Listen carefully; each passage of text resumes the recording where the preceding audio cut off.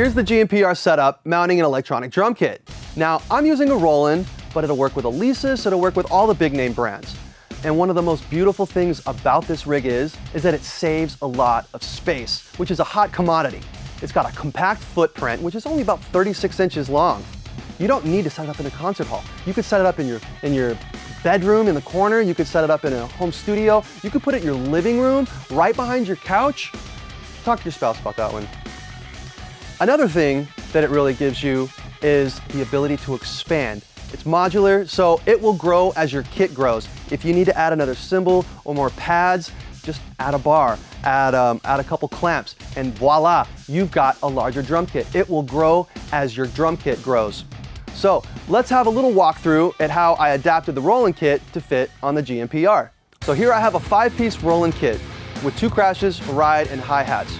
Now, starting from the basic rack on what comes with it, I allotted the 2 multi-clamps to hold the 2 rack toms, and I used the Roland tom arms to mount them with. Then, moving over to the 2 crash cymbals, I mounted them out of the vertical legs of the rack. And to do that, I used the SC-RBA, which is a clamp that fits right over the end of the rack bar so that you can telescope your cymbal booms right down inside, and I just used the Roland cymbal booms. It works with everything, right? So now, moving over to the hi-hat side, I created a wing, a side wing, using a 20-inch straight bar, an SC-GPR20.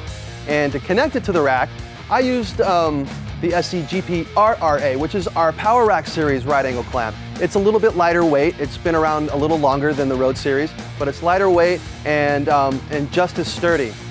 Then I have a no-leg hi-hat stand holding my hi-hats, keep everything legless off the floor, and I just used a multi-clamp, SC-GPRMC, and mounted it to the side of the wing.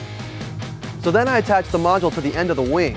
Now, I clamped it to the bar with the SC-EA100, which is an extension arm with a grabber clamp, so it allows me to get the height that I need and position it as far back or forward as I need to. So right now, it's actually in like a really comfortable place for me to find the settings and the patches that I want to use. Next, let's look at the snare.